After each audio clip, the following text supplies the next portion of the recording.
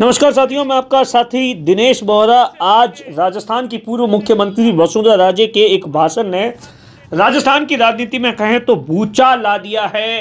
राजस्थान की राजनीति के अंदर जयपुर से लेकर दिल्ली तक उस भाषण की चर्चा है, वो जबरदस्त तरीके से हो रही है, क्योंकि वसुंधरा राजे ने दरअसल आज मौका था, बीजेपी के नए प्रदेश अध्यक्ष है वो मदन राठौड़ है, वो कार्यभार ग्रहण कर रहे थे और इस दौरान एक भव्य समारोह है वो बीजेपी के जयपुर हेडक्वार्टर पर रखा गया था, जहां पर वसुंधरा राजे अपना भाषण दे रही थी। भाषण के बारे में जो राजनीतिक जानकार है वो अलग अलग तरीके से उसे बता रहे हैं। कोई कह रहे हैं कि वसुंधरा राजे का दर्द है वो झलक गया है, कोई कह रहा है कि ये वसुंधरा राजे ने जो अपनी भड़ास थी वो निकाल दी है। भड़ास इसलिए कि आप देखिए 2023 के अंदर जब राजस्थान के अंदर बीजेपी की सरकार आई थी तो उस समय ये माना जा रहा था कि राजस्थान की मुख्यमंत्री वसुंधरा राजे हो सकती है, लेकिन राजस्थान की मुख्यमंत्री उस वक्त वसुंधरा राजे से पर्ची है वो निकाली गई थी, पर्ची खुलवाई गई थी, जिसमें उस वक्त के पहली बार के विधायक भजनलाल शर्मा का नाम था। और आज वसुंधरा राजे का जो दर्द है वो आखिर झलक गया है या भड़ास निकाल दी है। कुछ लोगों का यह भी मानना है कि वसुंधरा राजे ने अपने भाषण के मार्फत एक बड़ा मैसेज है वो दे दिया है देश के प्रधानमंत्री नरेंद्र मोदी को, अमित शाह को, या फिर जो बीजेपी के नए प्रदेश अध्यक्ष है मदन राठौड़ को। दरअसल भाषण के अंदर क्या कुछ था वो भी मैं आपको बताऊंगा, लेकिन इस भाषण की चर्चा इसलिए ज्यादा हो रही है कि वसुंधरा राजे ने कुछ, आमतौर पर आप देखिए ये पहली दफा था जब हाल ही के अंदर राजस्थान के अंदर आप देखिए लोकसभा चुनाव के परिणाम पूरे देश के अंदर आए, लेकिन राजस्थान के अंदर बीजेपी का बहुत बुरा हाल हुआ है। 10 सालों में जब वसुंधरा राजे राज कर रही थी उसमें बीजेपी को 25 की 25 सीटें मिलती थी, लेकिन ये पहली दफा था जब बीजेपी ने वसुंधरा राजे को किनारे किया। पहले विधानसभा चुनाव में आप देखिए, विधानसभा चुनाव में बीजेपी को 150 या 135 सीटें प्रेडिक्ट थी, लेकिन 115 सीटें आई। और उसके बाद आप देखिए लोकसभा चुनाव के अंदर कहा जा रहा था कि अगर वसुंधरा राजे होती तो 25 की 25 सीटें आती, लेकिन वसुंधरा राजे को पूरी तरीके से किनारे कर दिया गया था। और उसके बाद आप देखिए राजस्थान के अंदर बीजेपी को महज 14 सीटें आई थी।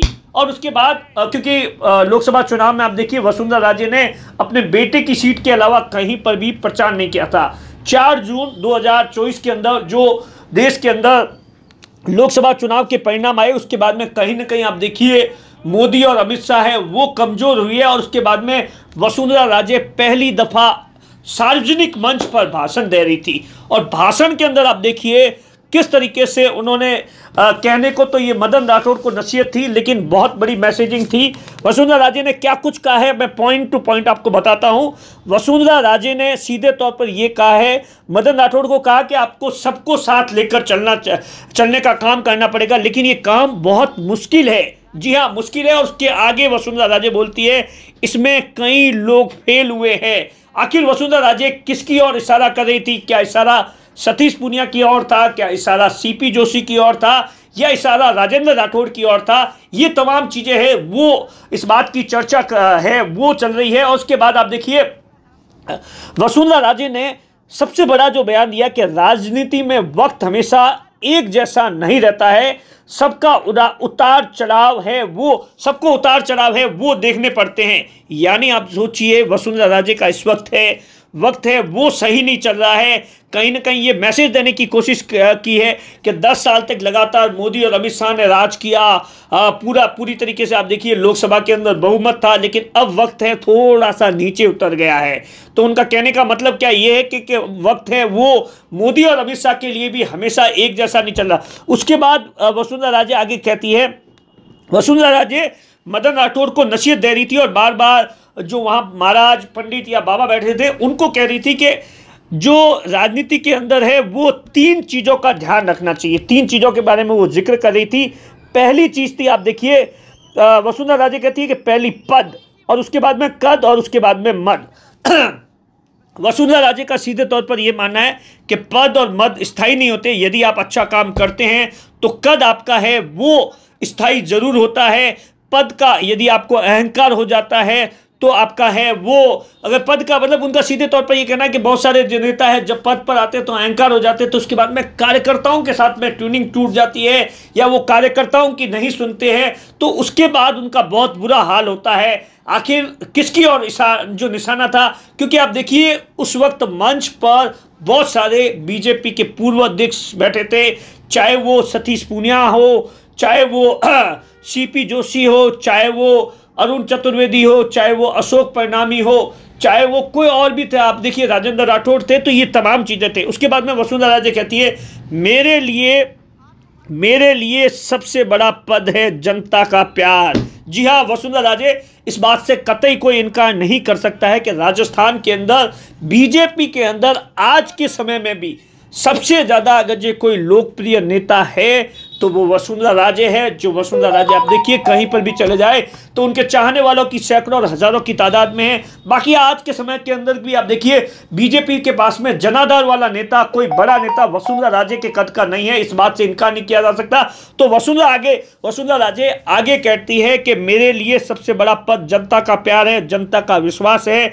ये एक ऐसा पद है जो आपसे कोई छीन नहीं सकता है। जी हाँ, ये बड़ा आप देखिए इस लाइन के अंदर एक बहुत बड़ी मैसेजिंग है कि आप मेरा पद जो है वो छीन सकते हो, लेकिन जो जनता के साथ में मेरा जुड़ाव है वो कहीं ना कहीं बीजेपी के आला कमान को ये मैसेज देने की कोशिश कर रही थी कि आप वो नहीं छीन सकते हो। जो मेरी और जनता की जो ट्यूनिंग है, मेरी और जनता का जो प्यार है या जो मेरी लोकप्रियता है वो आप कभी भी छीन नहीं सकते। और उसके बाद में आगे वसुंधरा राजे आगे कहती है, सीधे तौर पर यही कहती है कि जिस तरीके से मदन राठौड़ है उनको कहती है कि मदन राठौड़ के बारे में ये कहा जाता है कि वसुंधरा राजे में वो उप मुख्य सचेतक थे और उसके हाल ही के अंदर जो विधानसभा चुनाव हुए थे उस समय भी निर्दलीय फॉर्म भर गया था, लेकिन उसके बाद में आप देखिए 6 महीनों के अंदर मदन राठौड़ का बड़ा प्रमोशन हुआ है। इन तमाम चीज़ों को लेकर आप देखिए मदन राठौड़ ने भी बड़ी बात कही है। मदन राठौड़ ने कहा है कि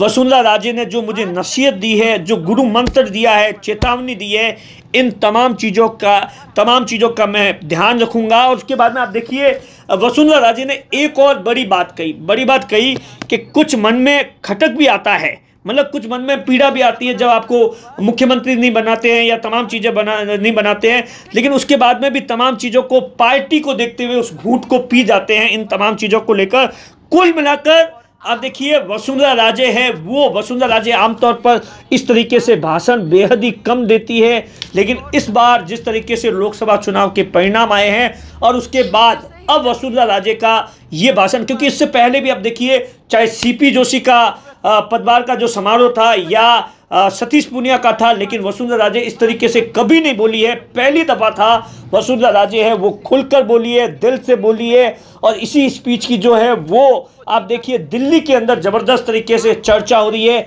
आखिर इस स्पीच के क्या कुछ मायने हैं।